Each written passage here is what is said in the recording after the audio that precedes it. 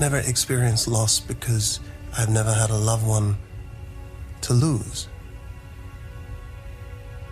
But what is grief, if not love persevering?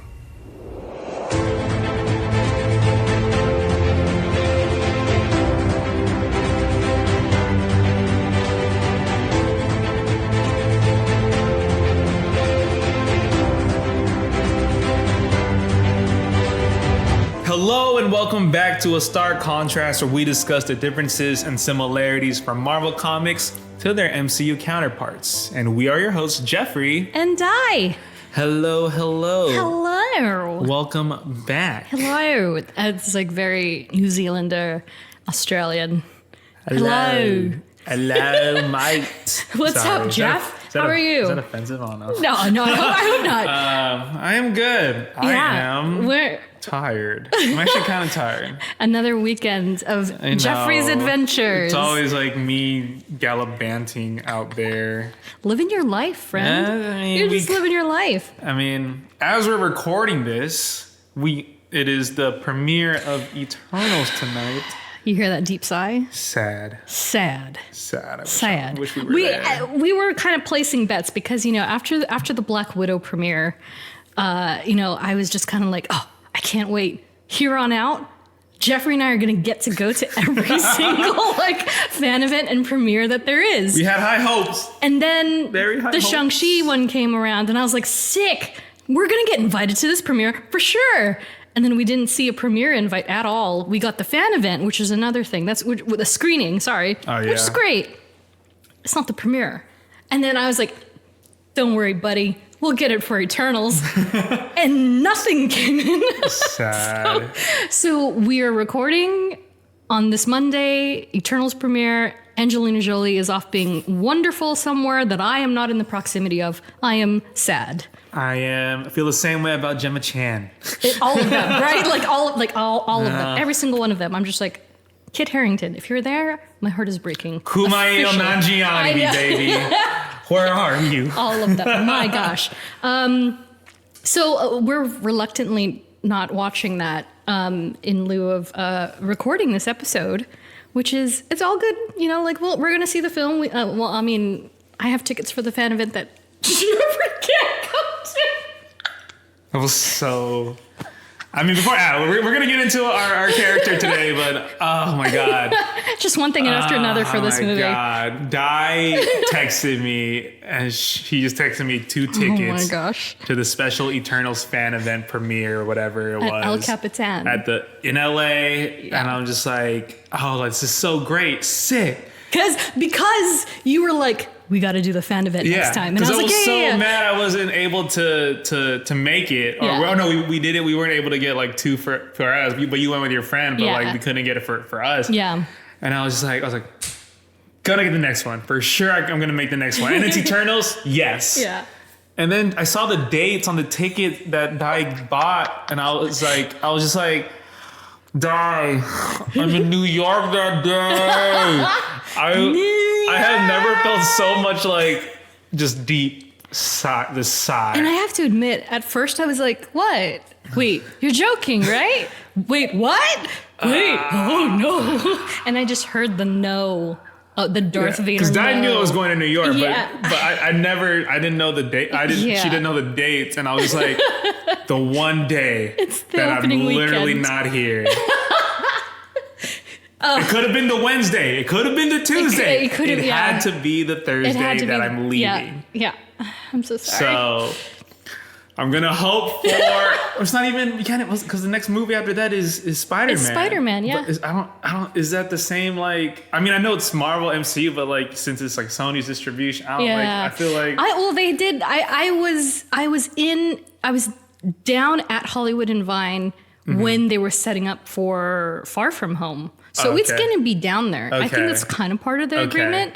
Whether or not it was at Grauman's, Chinese, or El Capitan, I'm not sure. But it was at one of them. I'm going to count on that one. Third time is a charm. You hear that, Marvel? I'm going to hopefully be available. It's during the holidays, so I should have no plans. It might be when I'm gone. which is kind true, of 'cause you're crazy. going to Because I'm Comic-Con. going to start going to conventions. Yes. Next month. And if I'm so sorry for everybody listening, but this is how we strategize. So when does Far No Way Home drop? 13? I'm pretty sure December 10 or something. Something around there, yeah. So let's say the premiere's 2 weeks ahead. That means it's going to be on Thanksgiving weekend, if not just before That's that. very soon, though. Yeah. That's not even going to be. Yikes. That's not. No way that can happen, because that means Eternals is only going to have But it's a Sony Marvel property. It's in association with, so it's kind of like because that's going to mean Eternals is going to have like a 2-3 week run. See, that's crazy, right? But we'll see. I mean, let's hope. let's cross our fingers. I hate this. I know this is the most wonderful time of the year. Yeah, so I'm probably just gonna while I'm in New York, I'm probably just gonna watch it at midnight. I didn't even mention Hawkeye. I know. So there's gonna be a Hawkeye something happening. Probably, hopefully. So yeah, there's a lot of stuff going on. Even just in the next 8 weeks, there's a lot of stuff going on. This is officially the zone. This is the zone of this is like the home stretch of the year right now. Exactly. It's Marvel every week, every day until literally next year. It's true. Very true. It's gonna go by like in a flash, not to DC that. But right, well, but anyway. Hopefully, gosh. So we are very sad, but we're very happy to bring you today's episode. But before we get into that, of course, I have a redacted note here in my file. My favorites. Are you ready, Geoffrey? Uh-huh. And so I'm very happy to announce that we have new listeners. Oh no.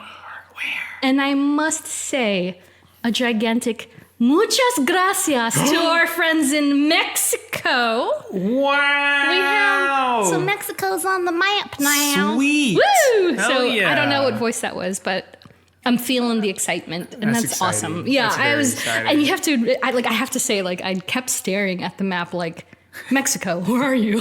Where are you? Oh, there's Come on, there's someone's somebody, bound right? to. And we finally got it. So thank you. great. Thank you to our new listeners in Mexico. Really appreciate it. Oh yeah. On that note, just a reminder, I usually say these kinds of things at the end of the show, but just in case people don't make it quite that far, we do have official merch available. So if you want to spot a t-shirt or a fancy t-shirt or a embroidered cap, you can get one of those on our link in bio and help support the show because, that'd be awesome. Super dope stuff. Yeah. Oh yeah. And if you're not following us, remember to hit subscribe, rate, like, follow, do all the things. We would appreciate it. And so with that said, aside my kitty cat's jingle jangle collars, Groot is sitting next to me. He's like ready to go. Just a reminder, we are just two fans sharing a dialogue about a character and about the Marvel Universe. We hope you like it. If you have any questions or comments, please hit us up on social. Oh yeah. And away we go. So today's episode, this, and then we briefly talked about this over text.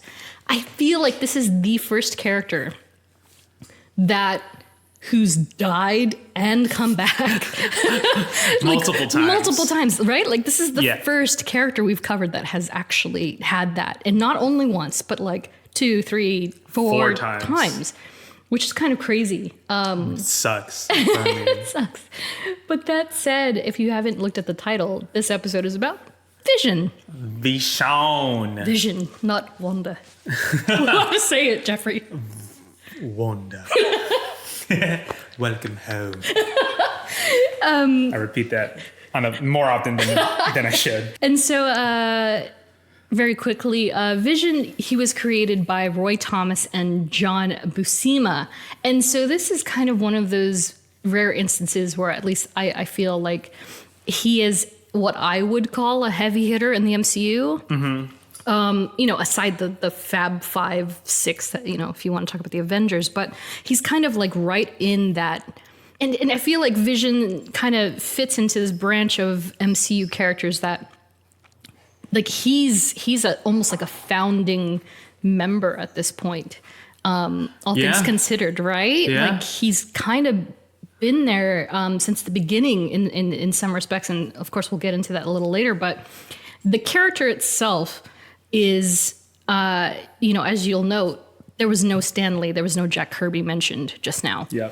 And so this is kind of one of those characters where, again, this is the era that Stan started to kind of let other creators have their hand at these major characters. And so for Vision, it was kind of like Black Panther, where they kind of wanted to be relevant in a way that they wanted to create a character that was very different from the original counterparts that they have, with Captain America and Iron Man and such. And so, essentially, Stan, sat down with John and Roy and was like, how do we get an android to the mix? Interesting. Okay. Yeah, and so I'm not sure what films were coming out at this time, and let me preface that with Vision's first appearance was in Avengers 57, October 1968. So we're about to cross over into the 70s. Yeah. I'm like, I don't know what films were floating around at that time, but I would like to assume that there's got to be some android robot stuff's happening, right? At least in an animated sense? No, I mean... What about Star Trek? And there's oh yeah. Because Twilight Zone was forget, Star Wars came out in the 70s, too. Yeah, exactly, right? Because Twilight Zone was 1951. Yeah, I guess you can't really do, a live-action android at the time, at least in a way that was, believable. But, excluding, Star Trek, Star Wars, and everything, they just worked for that time. But but how we see Vision now, I don't know if you would be able to see a version of that. Can you imagine? Back in the 70s, Oh my gosh, yeah. And, then that's kind of wild. So he was the first of his kind, at least for Marvel. And so in true form, I have 3 trading cards of Vision. Oh yeah. No, actually just 2, and one is with Scarlet Witch. But here for you, Geoffrey, you can see the classic look here. Yes. And so today's card, I'm going to read from the 1993 Marvel Masterpieces, which pretty much kind of own the game when it comes to talking about these characters. And so this art in particular is by Joe Jusko. And so let's have at it. And so, real name Vision, group affiliation Avengers. With the power to control his own molecular density, the Vision can walk through walls, float through air, and attack an enemy by partially solidifying himself inside the body of his target. All superhuman feats, except that the Vision's not human at all. He's an android with a cold, analytical nature and a computer-like mind. But that hasn't stopped him from becoming one of the most trusted members of Earth's mightiest superhero team, the Avengers. Hell yeah. So that's Vision. And you'll note here, and I'll post this on Instagram and social, but his suit, right off the bat, is very different. And we'll talk about this later in aesthetics, but compared to his MCU counterpart, comic book is not vastly different. He's quite different. Yeah. Right? He's got, you look at him at first sight and you're like, yeah, that's Vision. But then you look at him. That's the OG comic. Aquaman colors. It was a version. Yeah, it was green and yellow, right? Yeah. Green and yellow with a dash of tangerine. Yeah. And so do you remember, is Avengers the film, or not even Avengers? Yeah. Is Avengers Age of Ultron your first exposure to Vision? It has to be, yeah. That's how I know. Wild. And then it's that. And then it's when you see that, then you backtrack and you're like, okay, what's the background? And you see these original artwork with him in the green and yellow, and then they pay homage to it in the WandaVision series, which is great. Yeah, because Halloween. If you're trying to do a live action version of that, it would look kind of wacky, Wanda, it would look wacky, but they did it in a way that was very unique, tasteful. Tasteful. Yeah. So for me, I don't know. I was racking my brain all weekend trying to think when was the first time I heard about Vision, because. And I say this so many times, it's one day I just knew who all these characters were. So I'm was I a tiny, tiny baby? And I was like, I know who that is. And then just kind of came with me. Yeah. You know what I mean? I want to say that it was because of the old Avengers books that I got exposed to at Barnes & Noble and comic shops. And I was like, oh, Vision. Yeah, I know Vision. But I will say it was always the counterpart of Scarlet Witch. I knew them as a unit. I didn't know them as independent characters. And I want to say maybe it might even, I maybe even got to know him better through the cartoons, and it might have been Iron Man or Fantastic Four if he was in either of those. I honestly couldn't remember. But yeah, he's always been there for me. And given he's been around since 1968, I mean, heck, it's certainly possible. And so let's get into the contrasts. See, this is one of those characters where it's almost two characters that we have to cover. I was just going to ask, how is the origin in the comics? Exactly. Because obviously the MCU origin is strictly like because of what happened in the MCU. It's not like they derived from... I'm assuming they definitely did not derive from the comics because... Not entirely. Yeah, okay. And so much like, if you didn't... For those of you listening, if you didn't listen to our Eddie Brock Venom episode, we kind of did almost like a two-character dissection.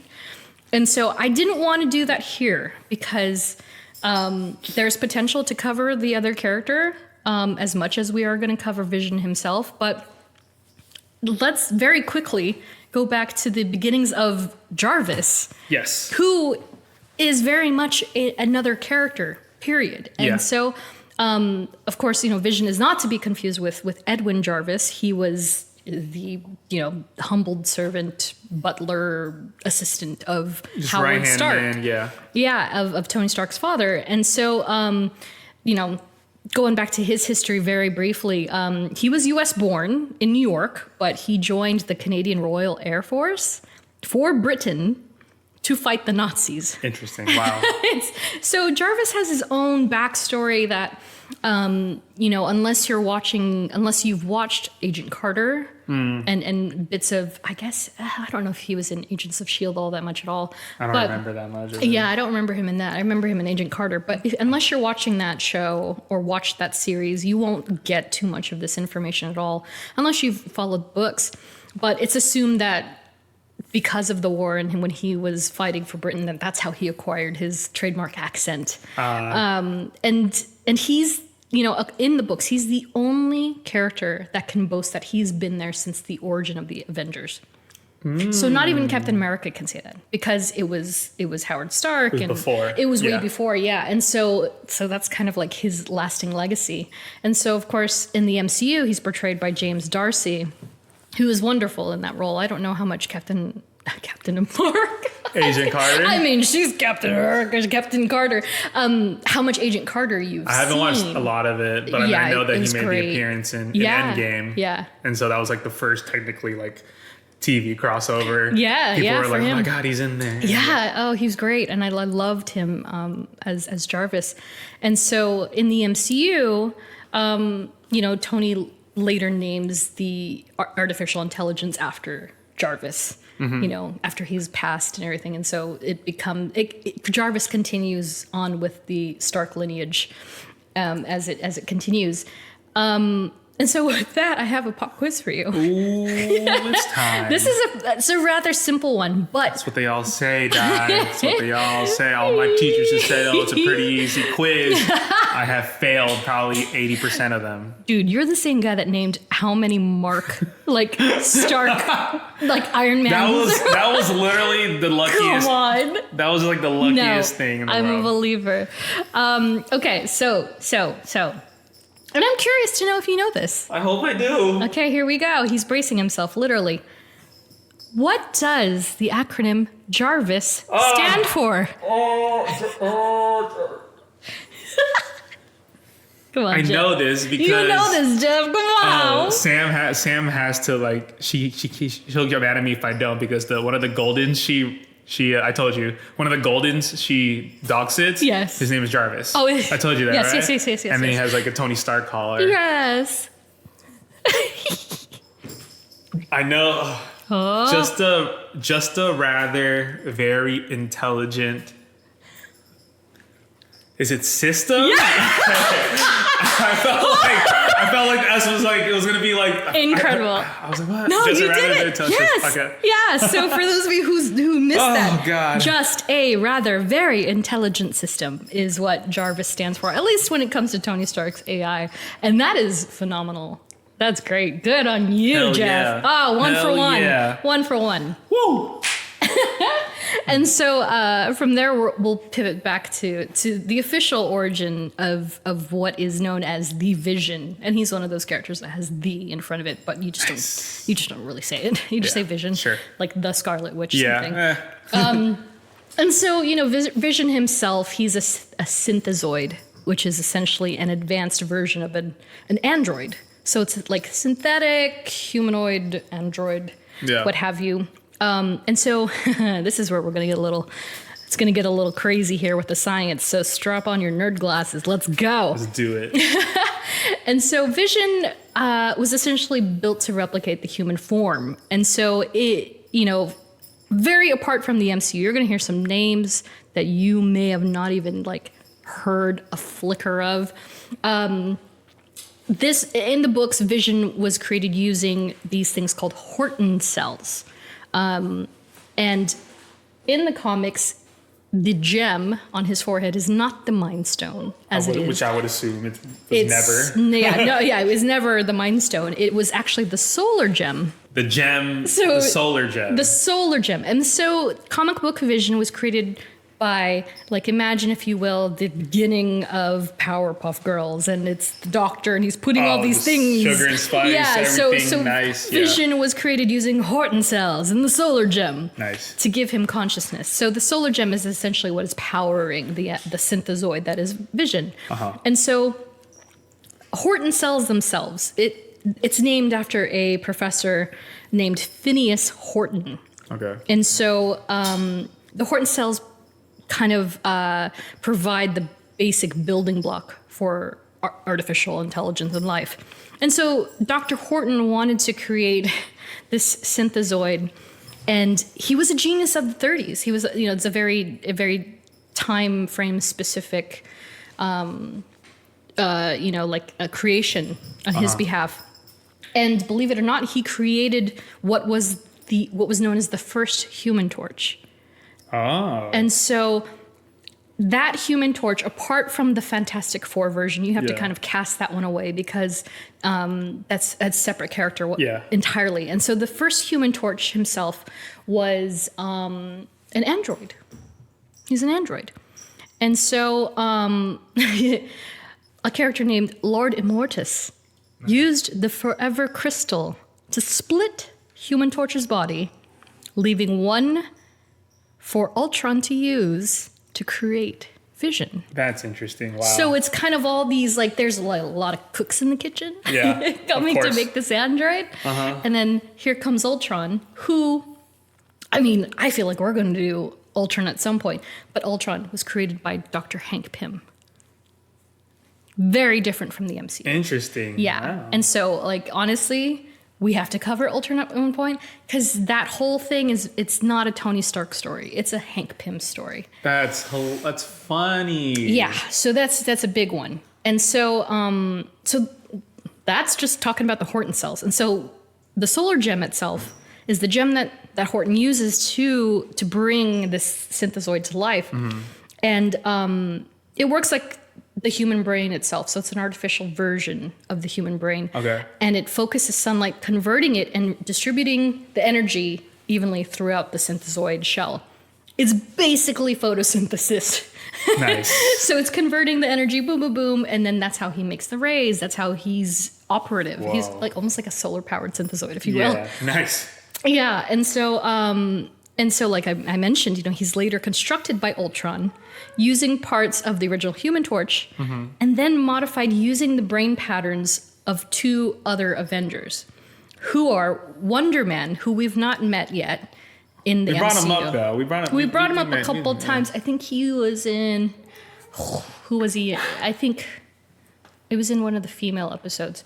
But we briefly touched on Wonder Man, who is he's basically super strong, superhuman type of deal. Simon Williams. And then Alex Lipton, who was the son of Dr. Miles Lipton, an AI researcher.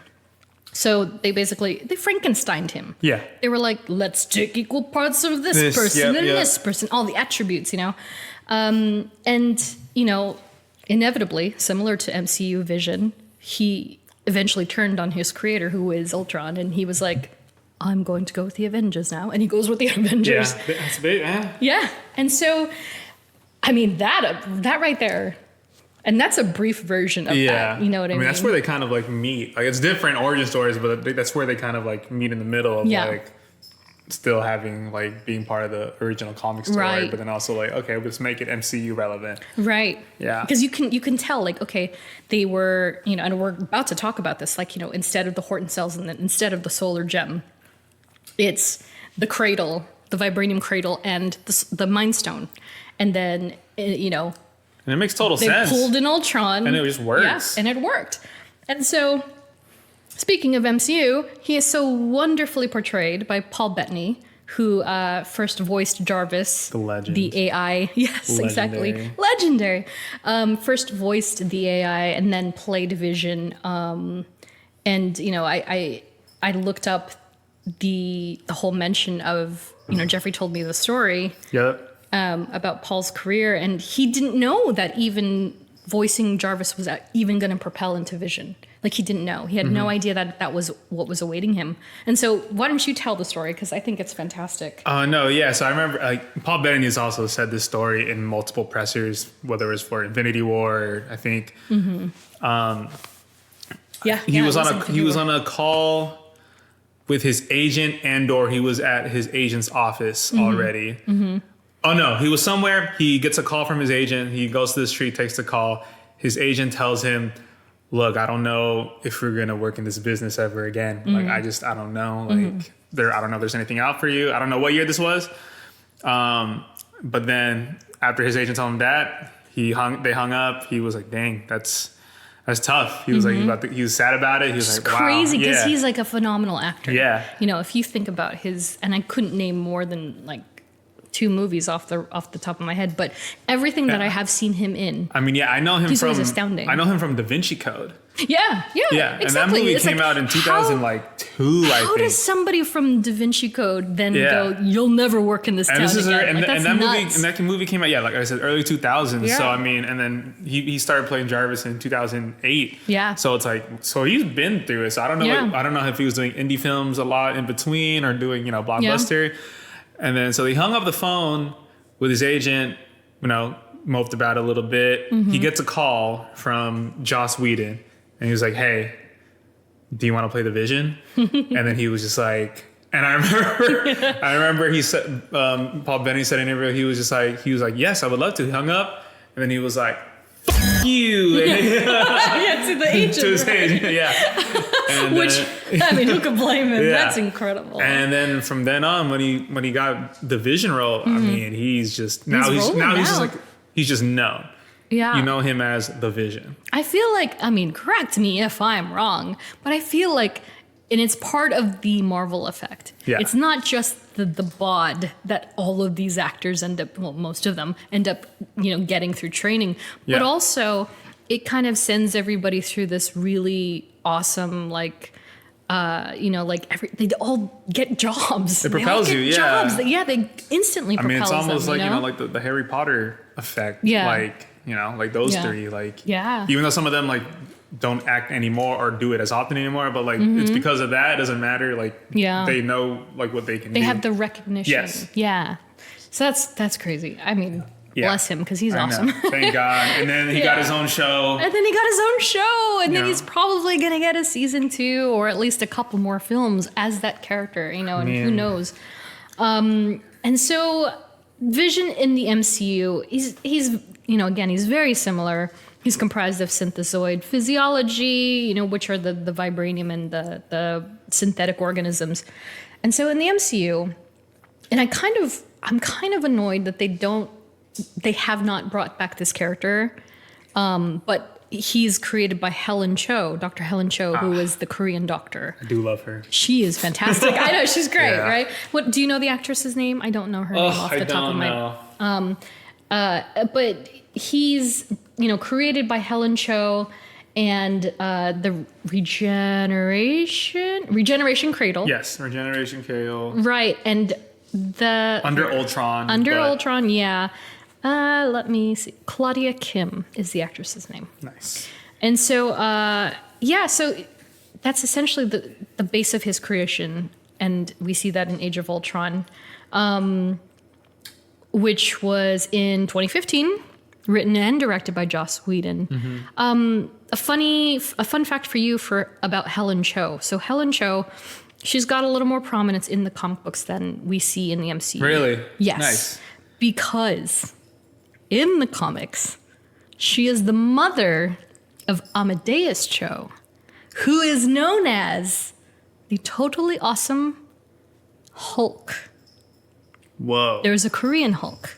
Oh, totally awesome instead of incredible. Yes. Wow. And so he's a younger, Asian-based Hulk that is very similar to the traditional Hulk we know. Yeah.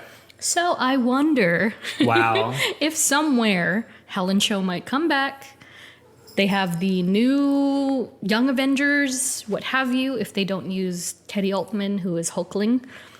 They have room to use Totally Awesome Hulk, who is Amadeus. And so that would be cool. That'd be crazy. I mean, yeah.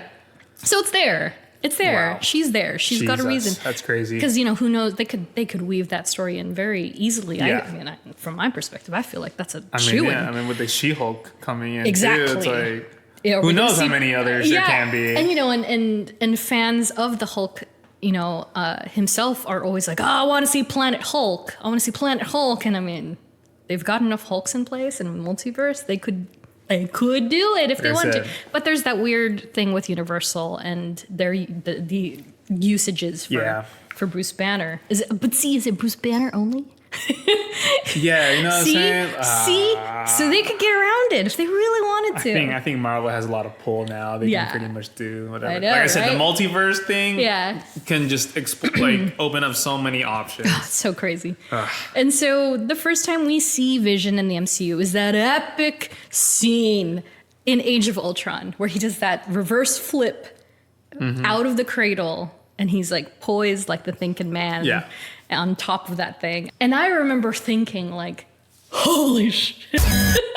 That was like the coolest thing. Because that was a pretty epic entrance. I just thought from the get-go, and I almost wish they didn't. This is another instance where I wish they didn't reveal so much about the character before the film had hit. Because I just think purely based on aesthetics and knowing Paul Bettany's acting chops, made for such an awesome pairing that I was like, oh, I wish they let me just have that on my own in the movie, but to see the close-ups of his contacts and the cape. Was that in the trailer? I don't know that it was in the trailer, but I just remember seeing maybe character posters or something. Because they had Wanda and they had Pietro and all that stuff. So I remember seeing a character poster and I was like, dang, that is so dope. Especially his cape, and how it has it looks like a motherboard if you look close enough. Okay. Yeah, it's got different flecks of gold and orange. And, dude, Vision's, maybe I should go back to our mini Marvel and be like, dude, Vision's outfit is actually top notch. Yeah. Top notch.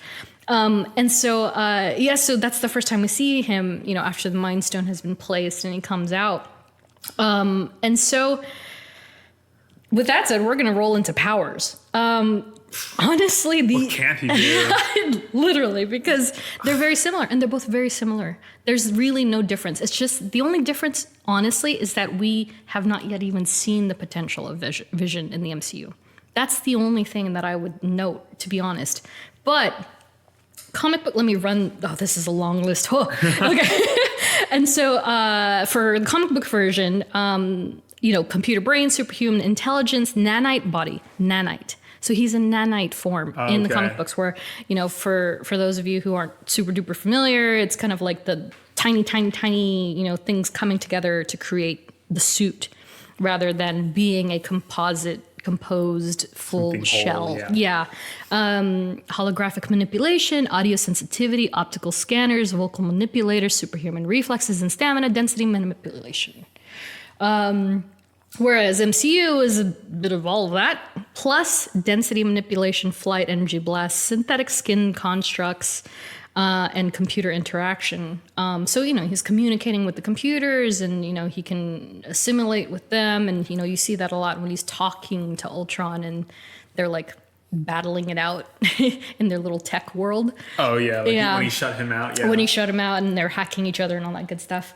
And of course, he's also a genius level intellect and master combatant, which is kind of like, of course. He's made of vibranium he's too. Made of vibranium. So, it's like, so he could just download. Okay, well, I'm going to become a master martial artist in 5 different karate, practices. Like some Matrix stuff. Yeah, right there. like, honestly.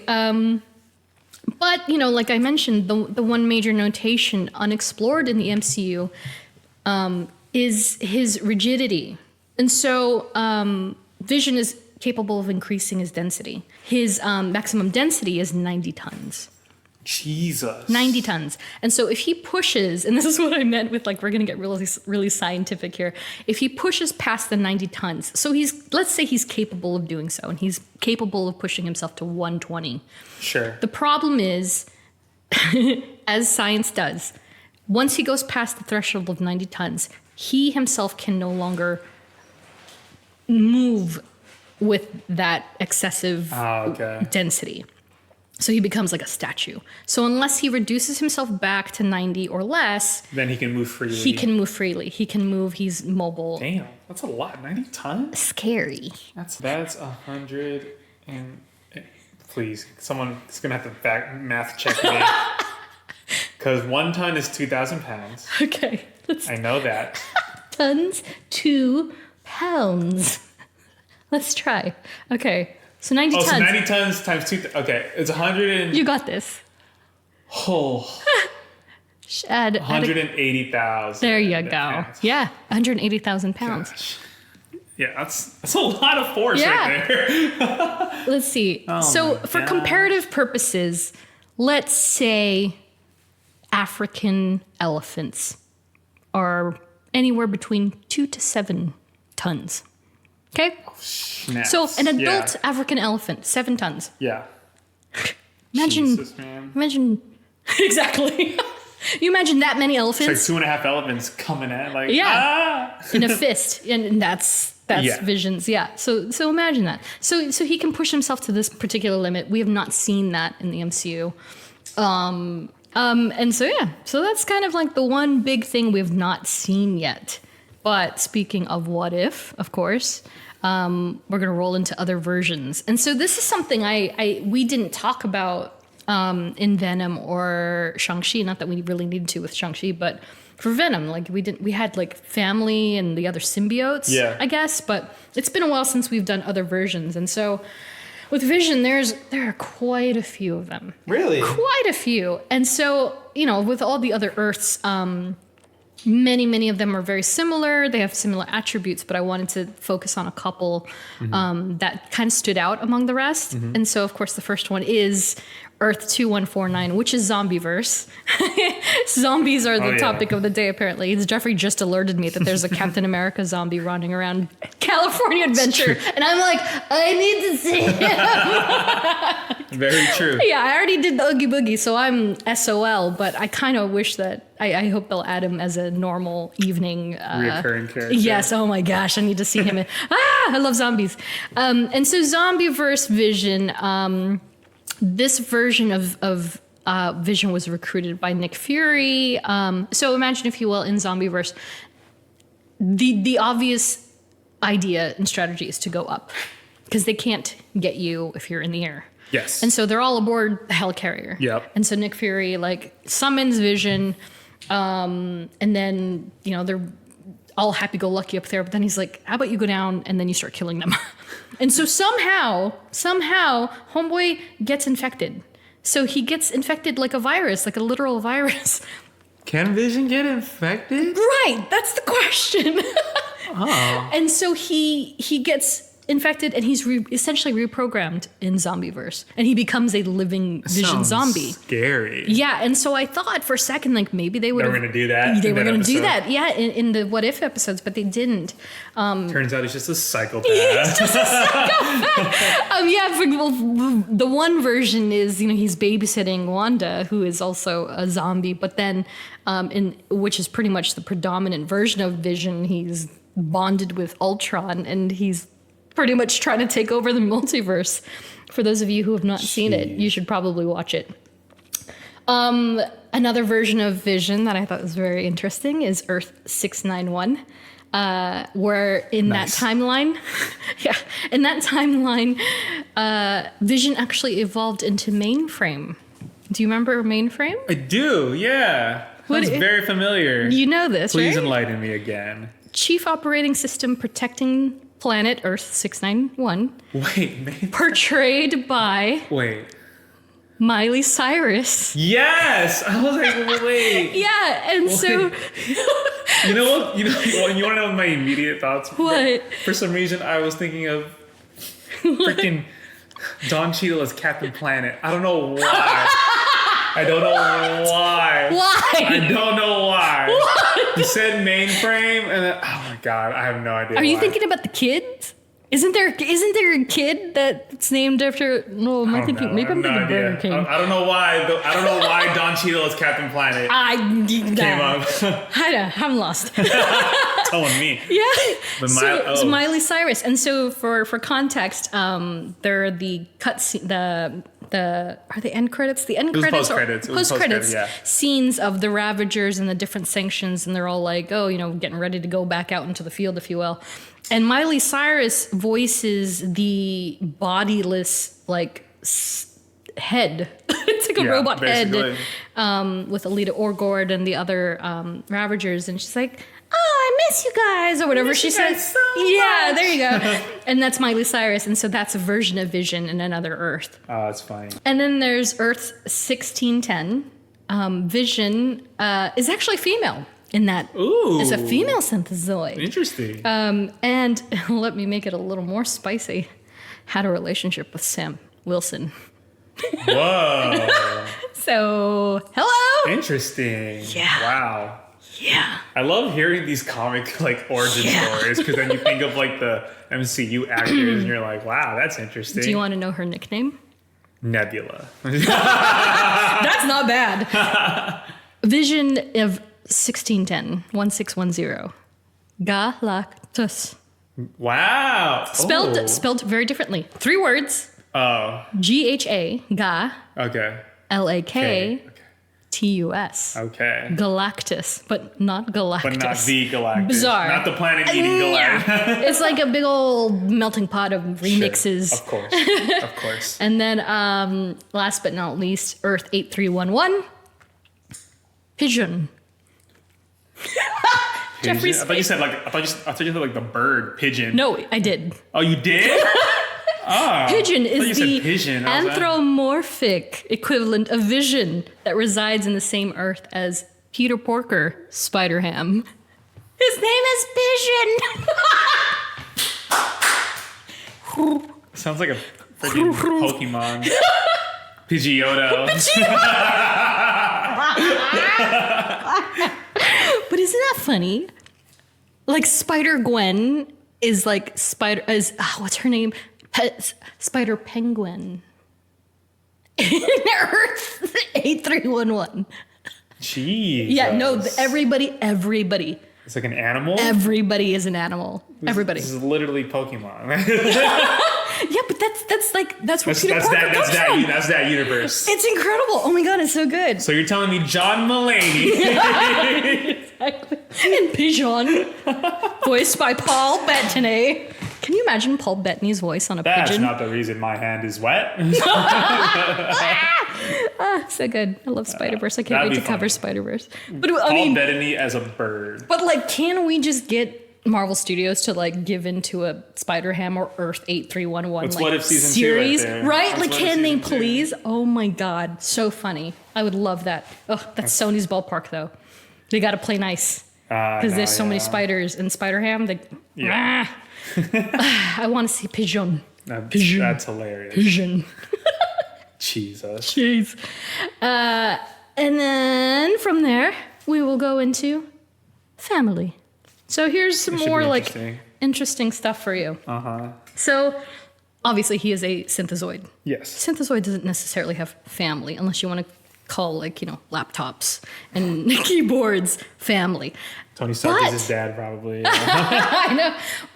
But I digress. As we see in WandaVision, he's got kids. And so it's in itself something they've carried on from the comic books. Yeah. So the twins, for those of you who don't know, we briefly talked about them in the Wanda episode with Stephen Ray Morris.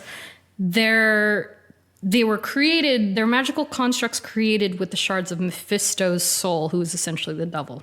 Mephisto! Damn Confirmed. Exactly. And so in the books, after the whole debacle with Mephisto, came to pass, they quote unquote died, and then they were reincarnated. And so initially they were just, they were the twins, Billy and Tommy. When they were reincarnated, they were introduced as Thomas Shepard and William Kaplan. And so they were twins that were then reincarnated to separate families. And then, as fate would have it, they come together. They're like, someone's like, hey, you guys look the same. One's got brown hair, one's got white hair. And then, they're like, oh, we're related. And so that story alone is vastly different from the WandaVision version, where Wanda just quite literally manifests these babies, like, oh, Vision and I are having a family. And then she's pregnant, has the babies within the one episode. To kind of carry that kind of storyline, I guess. Yeah. Which made, as weird as it sounds, it made perfect sense in that world. Yeah. And so, of course, the twins are both named, of course, Tommy and Billy again. But if you look it up, they are Maximoff. So they're Billy and Tommy Maximoff in WandaVision. But those aren't the only children in Vision's family, if you can believe it. And I think I told you this, Geoffrey. There's a 2015 solo series titled Vision, where Vision, after all of his problems with Wanda, the off and onness, you have to remember they've been dating since the 70s. They're gonna have some issues, and so they broke apart, many times. But in 2015, he actually ran off and made his own family. Yes, the Visions, and so. His family, if you will, consisted of two kids and a wife, whom he created based on Wanda's brainwaves, named Virginia. Wow. Yeah. So it's very interesting because if you think about it, Vision himself was created from Wonder Man and what's his name? The son, yeah. Yeah. And so based on Alex Lipton. And so he then himself creates a partner from a partner that he... Jesus. Yeah, so Virginia becomes his wife based on Wanda. And then they not necessarily... Well, they create the children who are named Vivian and Vin. So they're that family. Nice. They're I can't complain. Vision, It's like Virginia, Vivian, and Vin. I can't really say anything. That's like how my family is. Is it? Yeah. Really? Mine's Jeffrey. Yeah, and Jenny. With a G. Yeah. And then Jenny. Yeah. With a G. And my dad's name is George. That's so cute. My mom's name is Arlene, but that's because, but then our middle names are with an A. So mine's Alan and hers is Ann. Oh, that's funny. So my cousins are like that too because my godfather's name is Christopher. His wife's name is Christina. Okay. Kids' names are Colin, Chelsea, and Cody. And Cody's the one, let me bring it back for you. Cody's the one that played basketball. See, that had some point to it. But yeah, no, I get it. I get it. It's cute. If you can do it, you get it. Yeah, my best friend is like that too. And Vin? Vivian and Vin are the children. I don't know if he's named after Vin Diesel, but... So they're the Visions. And then, of course, Wanda Maximoff. Who, needs no further discussion, really. We, like I said, you think of one, you think of the other. If you want to go back to episode 5? Yeah. 5. Go listen to that episode. It's a really crazy. fun episode with Stephen Ray Morris. Yeah. Super duper. Delve deep into Wanda's backstory, and then obviously there's a lot of vision in that story. Exactly. So. Yeah, and and I think this is also the first time we've done counterparts. So this is completing that counterpart. Very true, yeah. Yes. Oh wow, Peter and Gamora, you got to catch up. And so next on up is our main adversaries, and so this is interesting because, in all honesty, you name in the comic books, you name an adversary for the Avengers, basically counts, but for Vision, Ultron is it. Ultron is it. I'm comfortable saying that. Yeah. I mean, unless you want to count Wanda. But I mean, they make that very clear in the Age of Ultron movie. Like, exactly. It's Vision battling basically. Doesn't he call him Dad? At one point, I feel like he called him Dad or father, or he says like son. Like, there's some paternal thing that they say to one another, and I was like, interesting. He really did take everything from me. My Vision. And so, same thing. Like I said earlier, created by Hank Pym. Vision turns on him. I like how the comics make it seem like Hank Pym is like dangerous. Well, he is. Yeah, he is. And that's how they did it too in What If. In What If. No, and I'm like, and that's what I appreciated about it, because I was like, dude, this is Hank Pym. He's dark. This is a quick tangent, but I remember like seeing all the What If episodes. Like, I think there was like a string of them where it was just strictly like just dark. It's dark. It all happened to be like Hank Pym was at the center of it. Yeah. And I was just like, I remember texting Dad. I was like, yo, Hank Pym's kind of fucked up. Like, this guy's dark. Like, and he is, because he's not like Michael Douglas. Like, you know, he's like not rosy cheeked. No. Then you watch the Ant-Man movies. You're like, jerk. Oh, he's great. He's a jerk. Like, you know, I mean, not to stray too far off the topic, but like Hank and Janet didn't have a great. So funny. Like, he's an abusive husband. Yeah, he's bad. A drinking problem. Well, I mean, you can't really sell that in a live action exactly, movie, you can't. So. And it's all like they just kind of like, maybe they'd had it and they just didn't talk about it because they're older now. I'm like, oh, it's like, sure.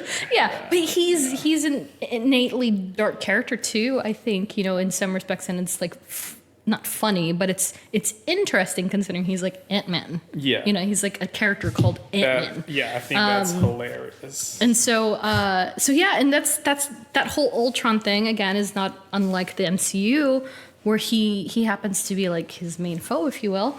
And then, of course, Thanos, which is, again, he's everybody's problem. So he's, by proxy, he's Vision's problem. But, of course, we're introduced in WandaVision to White Vision. Yeah, I was I remember when I first saw that, I saw that post-credit scene, and I was just like, I have no idea who this is. I was legitimately, I was just like, what is this? Like, who is this? Yeah. And then I went on Twitter, like I always do, because I'm a nerd and I crave information. Yeah. Everyone was talking about, like, you know, just like, oh my God, White Vision. Oh my God, White Vision. Mm-hmm. And so I immediately, obviously, Googled it. Yeah. And then I just like, this character is dark. Like, this character takes a turn. Yeah, he is the complete polar opposite of the MCU version of Vision that we know. Mm-hmm. And I was just like, and then you see it in the following episode of just how dark and visceral White Vision is, and you're like, oh. Yeah. And then he just flows off because he now has MCU Vision's memories. Yeah. And now you're like, whoa. Like, where'd he go? What's going to happen? They left that branch open. So exactly. And so, you know, he has a proper name, which is, you know, in the show, they show it on the screens.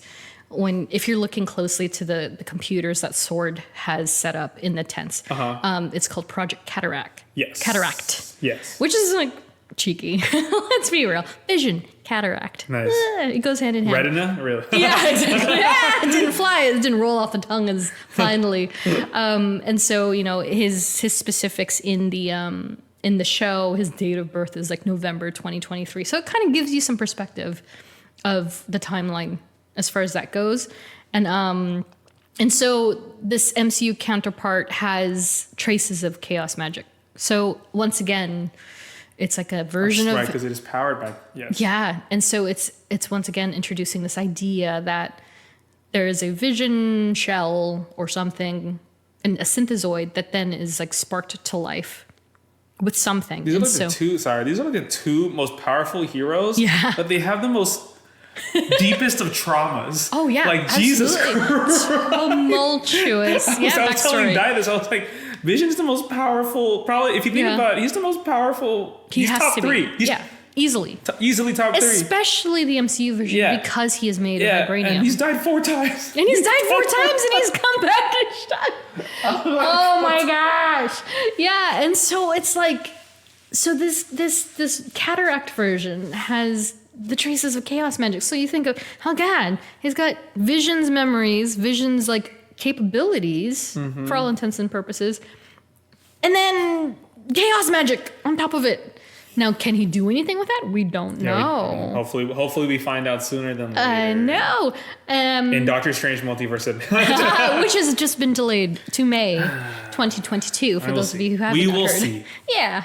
But, you know, of course, they have this very powerful scene in the series that so many people talk about. And it's like the metaphysics of identity with the ship of Thesis. I thought that scene was amazing. I thought it was pretty great. I mean, and given what we've discussed about this character already, it makes perfect sense. Yeah. Because, you know, it's based off the Western philosophy between Plato and Heraclitus. I can't say it. I'm keeping that. I don't want to say it incorrectly for obvious reasons, but Heraclitus. Heraclitus. I can't say it. Why can't I say it? Say it. It sounds like I'm saying erection. See?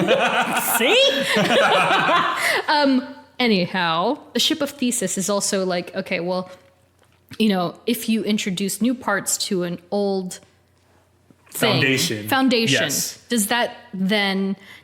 would it still be regarded as the original? The original ship of Thesis, or is it something completely brand new? Exactly. And so that's a very worthwhile question. Dude, I remember paying attention to that scene like so incredibly just like, I was like, rewound okay, what kind of a nudge is he dropping right now? And I was like, wow, that was very profound. Very profound. I rewound that scene like at least 5 times. I was like, does this make sense? And I was like, say that again. It does make sense. Yeah, it was incredible. I was like, say it again. No, say it again. Elaboration. And I was like, yeah, same, because that was pretty good. Good, right? So yeah, so I mean, we've yet to see, you know, what more comes of this character. It's got to be something bigger, and now he is technically the only living version of Vision. Of Vision, yes. That exists at the moment. So for that, I have a second pop quiz. I'm ready. I was waiting for it. Okay. All right. So you're 1 for 1. Let's make it 2 for 2. Ready? Yeah. Speaking of WandaVision, what commercial Easter egg shares its name with one of Wanda's nicknames for Vision in the comics? I know it was a really compound sentence. I'm so sorry. So you remember the commercials that were in WandaVision? No. No. Oh! So what is from the commercials that we see in WandaVision? There's a lot. Which of these commercials has a nickname that Wanda actually calls Viz in the comic books? In the comic books? Mm-hmm. Wow. Okay. No. Okay. Let me say it's not in an exact pool, but it's a very easy giveaway. Okay, well, the first one was a Tony Stark toaster. Okay. Second one was, I believe, the soap. The third one, oh no. When was the next? Was it the third one? You're doing them in order. I love this. The fourth one, the fourth one was the watch, I think. Mm-hmm. Oh, God. What was the name? No. Is there multiple choice? Nope. Oh! I'm in shambles. I believe in you. I'm in pain. You can do this. Nexus. Why was the Nexus? Nexus is the only thing that's stuck in my head. Like, Nexus. Is that your final answer? You're going to be so mad. Nexus. I'm going to be distracted with Marvel finally tweeting a picture of Angelina Jolie while you think about your answer. What was the shark one? I don't think that was it, though. Come on, Jeff. I don't. That was like the first series. That was That was like so many months ago. You're gonna be so mad. But I would have. I should know it though. Okay. I have a screenshot from the comic book for you. No, I'm gonna be so mad. Okay. Here's the nickname that Wanda calls Vision in the comic books. You're a damn toaster! Damn it! I literally said it. It was the first commercial. Wanda often refers to Vision as a toaster. You're a damn toaster. It literally said it. Literally. It's okay, buddy. 1 for 2. You got 50%. You still got time to pull through. So I will post this this panel. It's from the Vision series once again. And yeah, she calls him a toaster. How messed up is that? And I believe Tony Stark, and I think I said this before, Tony calls him a microwave. They all call him appliances. It's messed up. Maybe that's what the commercial was. His it was just like a homage to the comics. Honestly, that's how I took it. People were like, "Oh, there's a deeper meaning. Oh, the jewel is red," and I was like, "Bro, she calls him a toaster." That's why there's a toaster commercial. That's funny. So from that, we're gonna venture onto a very interesting topic. Oh, I can't wait for your response to a couple of these love interests. Because, I mean, right? Okay, again. He's a synthezoid. He's a toaster. So, here we go. Okay, you ready? Okay. So I'm going to start with a couple of throwaways. Sure. They're just like whatevers, okay? Jocasta. There's this humanoid created by Ultron. Her name is Jocasta. Okay. Cool. Another fling for Vision? Mantis. Whoa. But I will say she's very different in the comics. Very, very different. Not naive, not like super Reserved, duper. yeah. No, she's not like that at all. Okay. Which was actually a big criticism that Jim Starlin had when seeing Guardians 2. He was like, that's not Mantis. So fair enough. But this one, I can't wait for your action. Cassie Lang. Ew. Wait. No. And I even wrote it down here. Sounds weird. Yes, I know.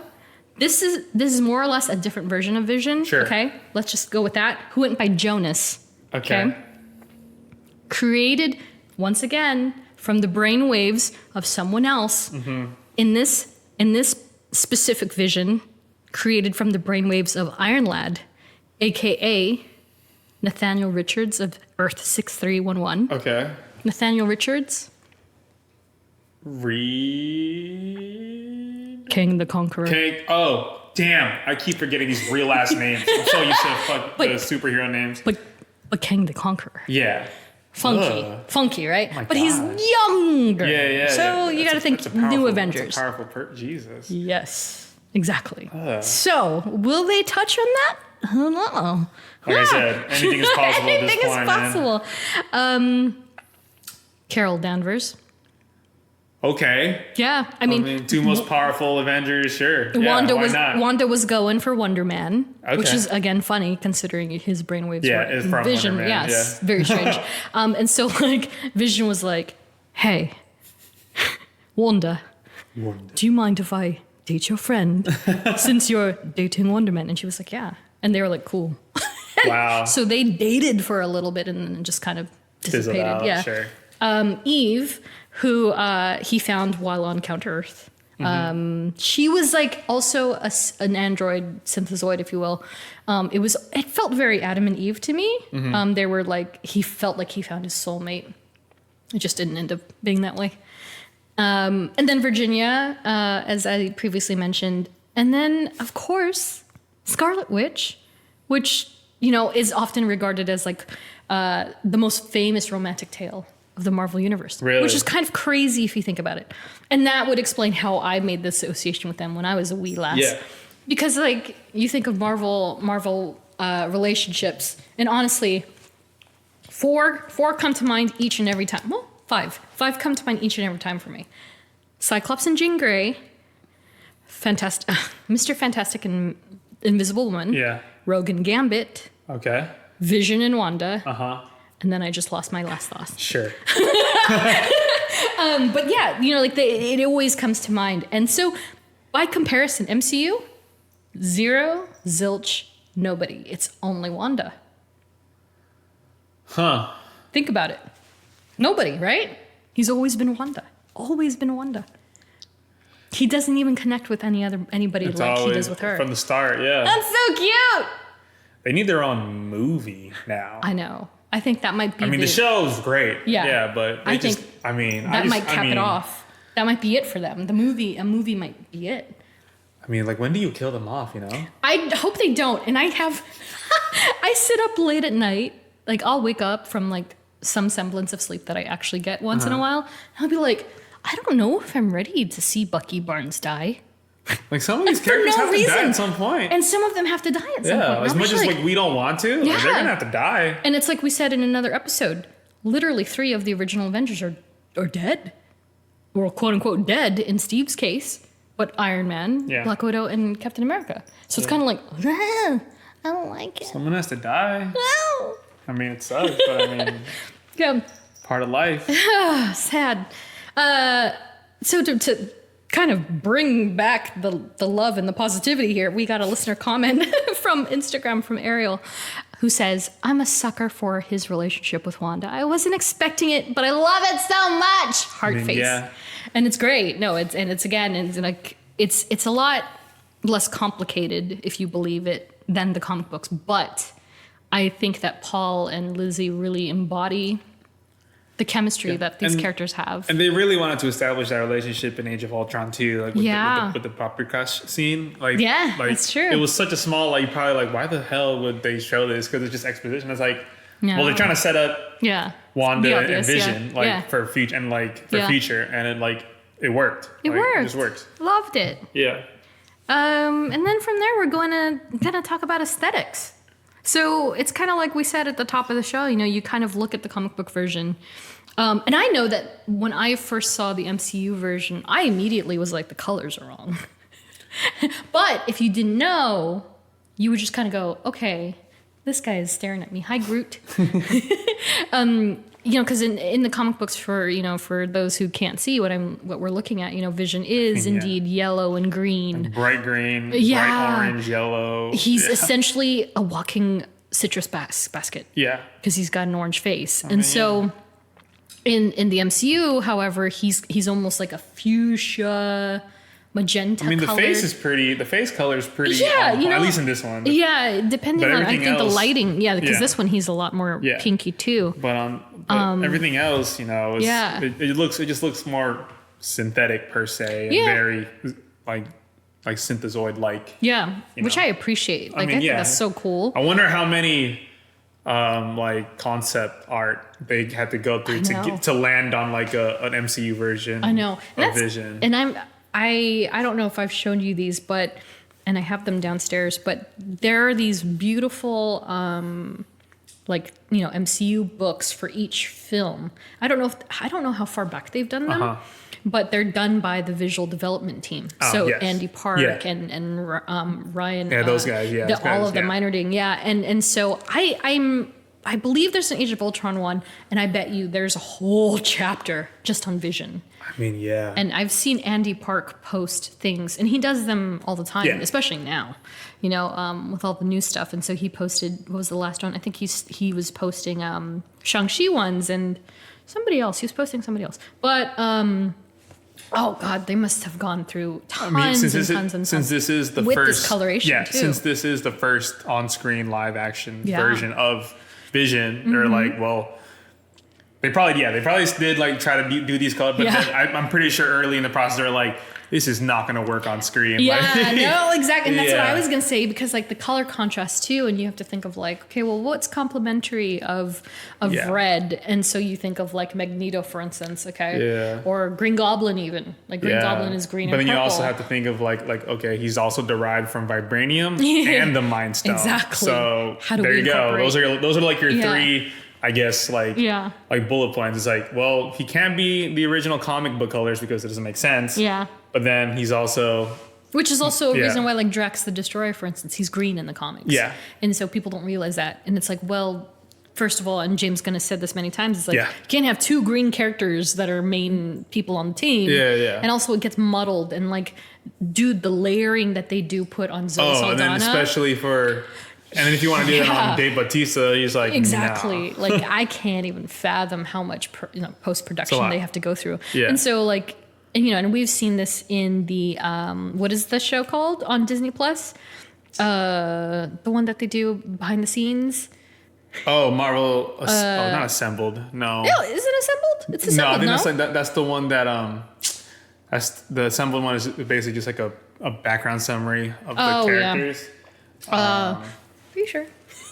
I'm pretty sure. But that show, they even, they show quite a bit of it on there too, where they kind of show like, and Paul Bettany shows it all the time on his Instagram account of all of the dots on the face and how like his ears are CGI. It is crazy. And I honestly didn't even know like the amount of CG that goes in. It's assembled, isn't it? Yeah. The face. See, you were right. Don't doubt yourself. Toaster. But yeah, like, you know what I mean? Though? Yeah. Like, that's insane. Like, and if you haven't watched the assembled for WandaVision, my gosh, please, like, go watch it already. It's only like 45 minutes long, if even. But yeah, like the amount of detail and the amount of like ornate like embellishments that they have on Vision as a character is so crazy. And like I said, like the cape alone, that's one thing. And like that's like, again, I've said this before, like when they have those costumes up, I press myself against the thing and I'm like looking at the detail, and the cape is so gorgeous if you have a chance to ever see it in person. But yeah, I just think that the way that they've adapted this character from comic to screen, they've made wise choices. Like, honestly, I was just like, why does he look like that color? Why is he that color? I almost wanted to say that in a Wanda voice. But they chose wisely, and I think he looks a lot better than he would have if he was straight up lime yellow and lime green. And they even did it in the show, like in the Halloween episode. The Halloween episode is a perfect representation. You see him in it, you're like, okay, yeah, maybe this wouldn't have worked. Because he's got the little the shorts. Oh my gosh. It's so bright. It's so bright. And yet, I mean, I love them. I love those outfits. And but that was enough for me. Yeah. To see them like just pay homage to it for part of an episode, especially Wanda. I was like, okay, I'm good. I'm satiated. And so from there, almost was. I think this might be another cop out. I'm like, there's no one else. Nobody could do it. Nobody could do it. No one else. That voice is so distinct. Yeah. Because then you try to think of, okay, well, who has such an impressionable voice that doesn't necessarily have to be British. But it does help. It does help. There's a certain sophistication to that. You know what I mean? I don't know. I off the top, I couldn't tell you. Nor could I. I mean, like, you think of iconic voices, for instance. Like, could you imagine a Morgan Freeman Jarvis? Exactly. Like, no. Like, it's funny to think back because my friend that's stationed in Hawaii, his text message notification is when he gets a text message. Yeah. His phone says, "You have a message, sir." And I'm just like, nice. But you don't imagine anyone else except Paul Bettany. Yeah. That's it. No, I couldn't do it. Even as Vision. Like, I can think of one person. However, but even then, it's still the gap is it's still not wide. Paul Bettany. And it would be Doug Jones, who is Silver Surfer and Abe from Hellboy. Because he's got the stature, he's got the frame, posture. He has you hear it in the voice too when he's Silver Surfer. Right, but he's not quite Paul Bettany. Not quite. No one is. But I have to say, I scoured and scoured and scoured, did not find a single other person that may have auditioned or was even considered for this role. After the story that I mentioned earlier, I don't think there was, even for them, there was no other choice. I don't think so either. I think it's one of those rare instances where they were just like, nope, we got him. We got him. Yeah. We're good. So there's no other, there's none. Although now that I say it, I'm like, I wonder if Doug Jones was approached at all. Like at all. But he's also very busy. Like he's in all of, all those, whose films? Gosh, Guillermo del Toro films. I was going to say Benicio, and I was like, no, Guillermo. And he, because he was in Pan's Labyrinth and the Hellboy, and the first one at least, the first version. But he's still very relevant in horror and sci-fi. So, I mean, it could have been an instance where he was just busy that time. But because Paul Bettany was also already the voice, and he is an actor, it made sense. It made sense. That path made sense. Oh my gosh, if they hadn't casted him, that's why I'm kind of like, yo, are they ever gonna bring Sharon in or Karen and like have it be Jennifer Connelly. That Oh my would be God. like, yeah. What if they did the Vision? Ah, here we go. What if they did the Visions and Jennifer Connelly played Virginia. Virginia. Hey, man. And their children played the children. I think, now I think about it, like having Paul Bettany play Vision, even if it wasn't like even if it wasn't him or whatever, like I think no matter what Age of Ultron, Jarvis was going to become the Vision at some point. It was maybe they did think about like, damn, who should we cast as the Vision? But then you're like, well, Jarvis, we're basically taking Jarvis AI and putting into this body. Why don't we just ask the actor who plays? Can you imagine Jarvis? that round table? They're just sitting around Like, and who futzing can- around and being like, okay, so what are the ideas? What are the ideas? How do we bring the Vision to life? And then they're just like putting these ideas together. And then like the minute that they think, oh my gosh, Paul Bettany, let's call him right now. Yeah. Dang! That's like, crazy. And I feel like that was early enough. I mean, I say early enough, quote unquote, in the game that they still had room to play. Like it wasn't full. I can't imagine that Feige had it planned out. Yeah, no way. By then, that you know has what to I be mean? one of those things where it's like, okay, so we have to put Jarvis into Ultron. Yeah. Or into Vision. Yeah. How do we do that? Who can do that? Mm-hmm. And then you're like, wow. Yeah. Someone was probably like, damn. How about we just take the actor who plays Jarvis and put him on screen? Oh my god. Maybe. So cool. Yeah. So cool. Yeah, and so I have one last pop quiz for you. 1 for 2. You're half. So this is your 66%. this is it. Okay. Oh man, I'm kind of messed up for putting this one because even I didn't know, but I do remember knowing it, like really paying attention to it when I saw it. But you have a better memory when it comes to these things. I know. So You're we'll really see. setting me up right here. All right, here we go, friend. Oh no. In WandaVision, Yes. where does Vision work? It's a computing company. Oh no. It's a computing company! And that's all I remember! Oh my god! Narm! I have my hoodie pulled over my head because you're so close. It's a computing company! Dude, it's the toaster all over again. You're right there, bud. Come on. I don't know the official name, but it's a computing company! For those of you listening at home, we both have our shirts over our heads. I hate this! Oh my god, why aren't we live streaming? Come on, you got this. I can't even think of it. Oh. Come on. Something computation. Right? You're so mad. You're gonna be so mad. I hate that. Okay. Something computation. Jeffrey. No, I don't want to know anymore. I hear my Wanda voice coming out. Jeffrey. Oh, okay. Jeffrey. Yeah. The right answer Okay. is Computational Services Inc. It's CSI. It's literally CSI. And that's what I remember seeing. I was like, computational. Yeah, Oh, that's what's all I remember is computation. Computational Services Yeah, Inc. that's all I remember. CSI. Don't know if that's like a little Easter egg or not, but I mean, I could do you one better. Do you remember the street address? The street address? Yeah. No.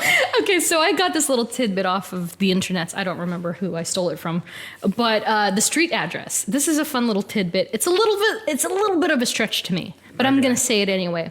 So the street address for Computational Services Inc., where Viz works in WandaVision, the street address is 103, and so this website was like, perhaps in reference to Avengers number 103, 1972, where Quicksilver rescues Scarlet Witch after she's kidnapped by the Sentinels, which has nothing to do with WandaVision. Sure. So I'm kind of like, why would that even... I don't buy it, but that's just me. So anyway, you got half of it right. I would be like, I don't know, a computer place. Like I would have said a computer place. Computational Services Inc. CSI. So there you go. That's your next party trick. Oh my gosh. And with that, that's the end of that show. Oh my gosh. That episode. Wow. Of course, some suggested reading for those of you who are curious to learn more about our favorite synthezoid. Of course, classic Avengers, go for it. I mean, it's a lot. There's a lot. But it's great. It's good stuff. I personally like Silver Age. But like I mentioned before, the Vision series itself in 2015, written by Tom King. Hey ho, Tom King! Art by Gabriel Hernandez Huerta, who's phenomenal. Colors by Jordi Belair. She's colored me a couple of times in the Nightwing and DC Comics. Nice. And cover artist Mike Del Mundo, who I love. He's amazing. And so this is the series that I mentioned in the Wanda episode where where he's like surrounded by like multiple Wandas, and there's this really rough issue somewhere in the middle. I want to say 5, 6 or 9. Incredible series. You got to read it. There's a reason why. Like, I feel like Tom King's series is really what catapulted this character. They were, of course, aligning it. 2015, same year Age of Ultron came out. So they were bringing relevance to the character, but I feel like this series, and it won so many awards, is really what kind of steered him into mainstream even further. So please go read it. It's great. You won't regret it. So yeah, thanks for listening. Also, we need some character study suggestions. Yes. So Geoffrey and I were reviewing our calendar coming up for the next 2 years. And so we were, aligning, we're trying to align with MCU. But, come 2022, we've got some open spaces. So if there's somebody that you really want us to cover. Or if there's different, episodes or shows you want us to do that aren't character studies. Yeah. And you want us to switch up, the pace a little bit. That'd be dope. Let us know. Yeah. Maybe because we've been doing we've kind of had the same format for these episodes, not including, the mini Marvels because of their fan questions and everything. Yeah. But we don't always have to do character studies. If there's something that you guys are interested in hearing that you maybe haven't heard. Like Vibranium. Yeah. If there's son of Vibranium or if there's something Stormalage. or just a different a segment that you wouldn't mind hearing based on the personalities of Dai and I. Let us know. I don't know what that laugh if was. you want to just do one whole episode of Dai literally asking me questions. Oh my God. A whole pop quiz. Oh my God. I mean, it doesn't have to be an hour and a half episode usually. It'll just be 20 minutes of Dai just 15-minute lightning round. Let's go. Just of every single MCU that would be movie. Amazing. Oh my God. If you guys want to hear that, let us know. Can we do that? I mean, I'm totally fine with that. Yes. I know every single movie. That's great. By heart. Every MCU movie. MCU movie. How's your Venom? By heart. It's fresh. Yes. It's fresh. It's fresh. So that would be phenomenal. Yeah. So if there's any other segments you want to hear that maybe aren't a character study, maybe, or it ties into a character study that you would like to hear Dai and I do, let us know in the comments. Yeah. Just any suggestions. We are very open. Yeah. Because our year is pretty much set. 2022 is all up to you. So let's go. Yeah. I mean, we're not also when it comes to shows and reviews, we're not really a review movie show. There are tons of those. There's tons of those that you can get those. But if there's maybe an episode and or a specific movie you would like to hear Dai and I's take on, let us know. We'll do that too. But like we said, we are not a review place. There are thousands of other channels to listen to for that who are amazing at that. Exactly. But let us know. We are very open to anything you guys say. Leave us questions, comments, praise us if you want. I mean, no, it's fine. Whatever. I'll take a praise. Praise or two wouldn't hurt. And that said, a We Are Groot salute to Claire, Joliz, Melanie, Jenny, Ed, Robin, and Andrew for their Patreon patron goodness. And so again, that tier we're going to expand. Those were limited before. We're going to open it up very, very soon, I promise. And stay tuned for our announcements on social. And you can find us on social at STRKCNTRST. Just type in a stark contrast. I promise we will come up. And it's not another Game of Thrones podcast. And again, as I mentioned at the top of the show, if you like what you hear or you just want to support us, support the nerdy cause, we appreciate it in any form. If you want to become a Patreon patron or you want to retweet or share or follow, like all the good things. And that's it. Thank you guys so much. Thank you, Geoffrey. Thank you, Dai. Wanda. Thank you, Wanda. And we will see you guys in the next one. See ya. Bye. Bye. We have said goodbye before, so it stands to reason